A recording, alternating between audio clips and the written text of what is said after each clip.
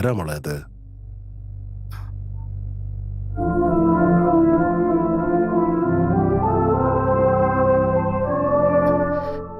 കാർത്തിക്.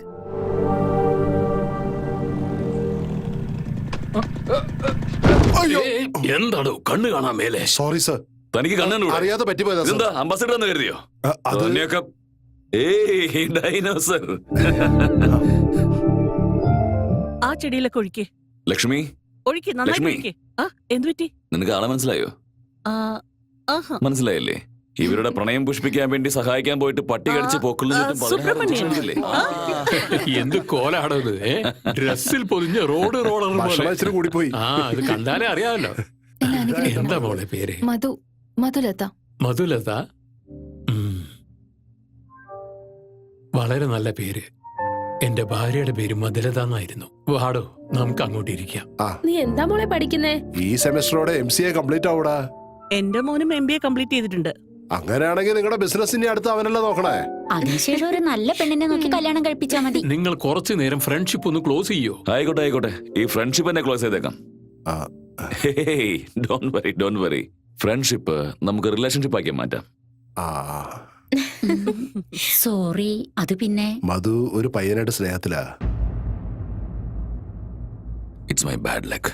നീ അത് വിട്. പണ്ട് നിന്റെ പ്രണയത്തിന് എന്റെ സഹായം വേണ്ടി വന്നു. ഇപ്പൊ നിന്റെ മോളുടെ പ്രണയവും ഞാൻ സക്സസ് ആക്കി തരാം. ഇത് മധുവിന്റെ ഫോണല്ലേ? ആരാടത്? അവനാണ് മധുവിന്റെ ലവർ കാർത്തിക്. ഓ, മധു ലവർ കാർത്തിക്. ഏട്ടാ, മധുവിന്റെ ലവറാ കാർത്തിക്. കാർത്തിക് ആണെന്ന്. ആഹാ, ഇത് അടിപൊളിയാണല്ലോ. അപ്പൊ പിന്നെന്താ സംസാരിക്കായിരുന്നില്ലേ?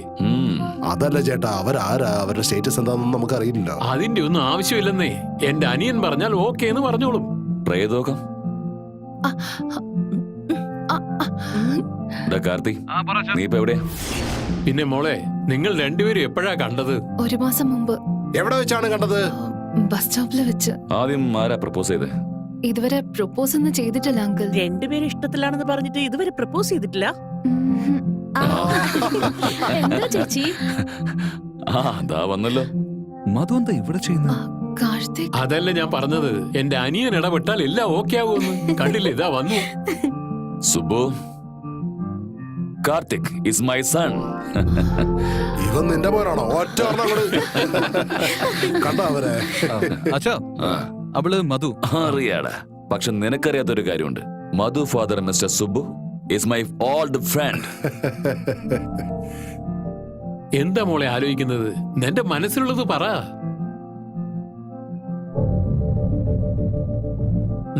പറഞ്ഞോ.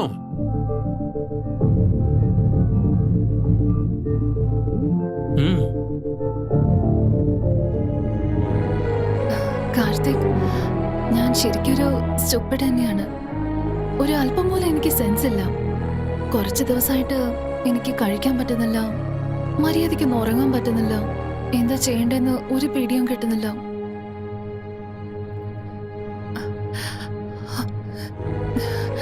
ഇപ്പൊ എന്റെ ഹൃദയമെടുപ്പ് ഒരു നിമിഷം 400 തവണയെങ്കിലും ഉണ്ടാവും, അറിയോ? എനിക്ക് തന്നെ ഒരുപാട് ഇഷ്ടമാണ് Karthik. I'm in love with you. I love you, Karthik.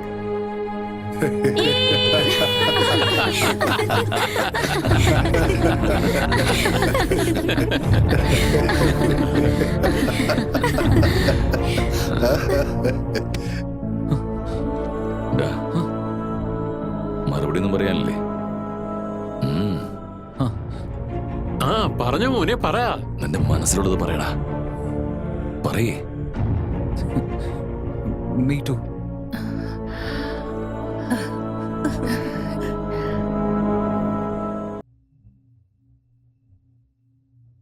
എന്താടാ അവിടെ ഇവിടെ നടക്കുന്നത്? ഉറക്കം വരുന്നില്ലേ? എനിക്കറിയാവടാ, ഈ പ്രണയം പിടിപെട്ട ഉറക്കമേ വരാതാവും. പ്രേമമില്ല, ഒന്നുമില്ല. എന്റെ ലൈഫ് ഫുള്ളും മൊത്തത്തിൽ ഡിസ്റ്റർബ് ചെയ്ത് കളഞ്ഞു. ആരാടാ? നിങ്ങൾ തന്നെ. ഞാനോ? സത്യം പറഞ്ഞ നീ എന്താ പറയുന്നതെന്ന് എനിക്ക് മനസ്സിലാവുന്നില്ല. അവിടെ ഇരി, രണ്ടെണ്ണം വീശിയിട്ട് പറയാം. എനിക്ക് വേണ്ട. നോക്കിയ വിളിച്ച മധുനെ ഞാൻ ഒരിക്കലും അങ്ങനെ ഒരു രീതിയിൽ കണ്ടിട്ടേ ഇല്ല. ഞാൻ അവളെ പ്രേമിച്ചിട്ടുമില്ല. We are friends. Just friends. അത്രേ ഉള്ളൂ.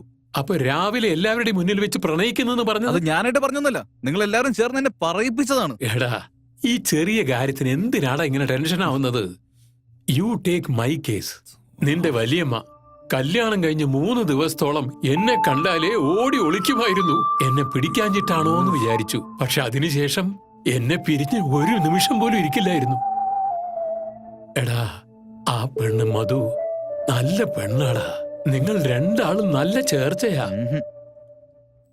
എടാ കാർത്തി, കുറച്ചു കാലം കഴിഞ്ഞാലേ നീ ഫ്രണ്ട്സ് എന്ന് വിചാരിക്കുന്ന ഇവരൊക്കെ എവിടെയെങ്കിലും ഒക്കെ പോയി മറയും. മനസ്സിലാകുന്നുണ്ടോ? അതിനുശേഷം ആരും നിന്റെ കൂടെ ഉണ്ടാവില്ല.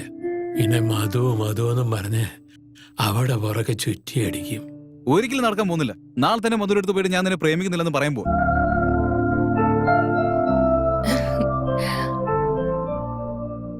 ഡി കമ്പനിയിൽ ഇപ്പോ ഒരു പുതിയ മെമ്പറും കൂടി. ഇപ്പൊ എന്താണ് നിന്റെ പ്രശ്നം? മധുവിനെ പ്രേമിക്കുന്നടാ.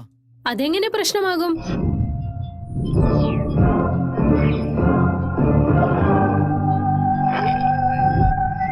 അഞ്ച് നിമിഷത്തിൽ ഒരു മെസ്സേജ്, 1 hour ഒരു ഫോൺ. ടോർച്ചർ ആയിരിക്കുന്നടാ. ഇറ്റ്സ് വെരി ബാഡ് യാർ. എനിക്ക് ഷർട്ട് ഇഷ്ടമല്ലടാ, നിനക്ക് അറിയാലോ അത്. ഡാ, മധു തന്ന ഷർട്ട് ഇട്ടില്ലേ നീ? അത് പോയി ഇട്ടിട്ട് വേടാ. വാവ്, യു ലുക്ക് ഗ്രേറ്റ്. എന്തായാലും എൻഗേജ്മെന്റിന് ഇട്ടാ മതി. വീട്ടിലെല്ലാവർക്കും അവൾക്ക് ഭയങ്കര ഇമ്പോർട്ടൻസ് കൊടുക്കുന്നടാ.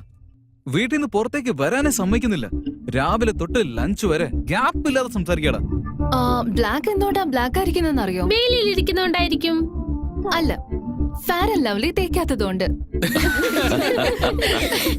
ഇതൊക്കെ ഒരു ജോക്കാണ്. ഒന്ന് കൺഫേം ആടാ, മധു നിങ്ങളെ പോലെ ഫ്രണ്ട് ആണെങ്കിൽ എനിക്ക് ഓക്കെ. പക്ഷെ ഒരു കാമുകയായിട്ട് നോട്ട് ഓക്കെ. ടാടാ കാർത്തി, മധുരൊന്ന് ഡ്രോപ്പ് ചെയ്തേക്ക്.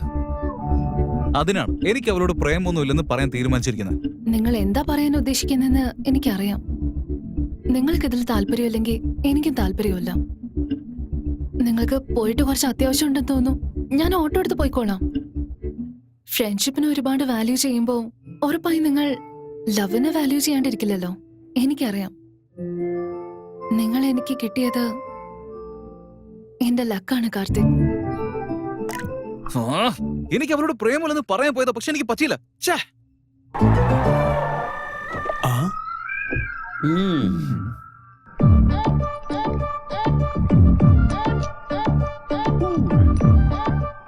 തീരുമാനമായി. ഹായ്. അളിയ, എന്റെ ലവർ പിങ്കിക്ക് ഗിഫ്റ്റ് കൊടുക്കാൻ വേണ്ടി ഒരു കാർ വാങ്ങിച്ചു. എങ്ങനെയുണ്ട്? എടാ പിങ്കി, എന്റെ ലവർ, അവളുടെ കാർ. പിങ്കിയോടുള്ള പ്രേമാണ്.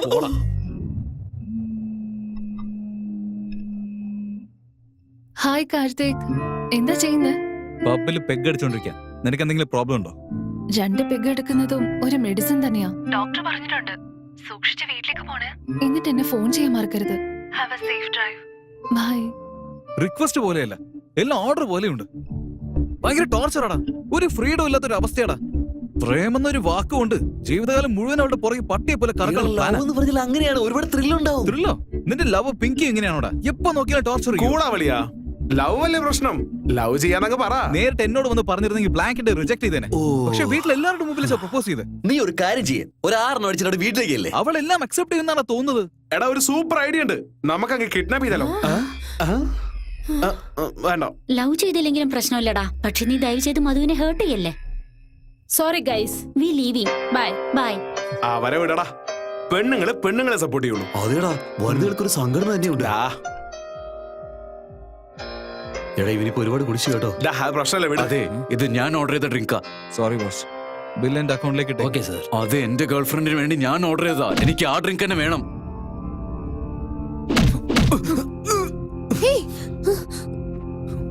ശ്വേത, ഫ്രസ്ട്രേഷനോ? എന്നോടുള്ള ദേഷ്യം എന്റെ ബോയ് ഫ്രണ്ടിനോട് കാണിക്കുന്ന എന്തിനാ? ബോയ് ഫ്രണ്ടോ? രാഹുൽ, നിന്നെക്കാളും വലിയ റിച്ച. നീ എന്റെ ലവിനോട് നോ പറഞ്ഞല്ലേ? ഇവന്റെ സ്നേഹത്തിന് മുന്നില് ഞാൻ എസ് പറഞ്ഞു. കൺഗ്രാറ്റ്സ്.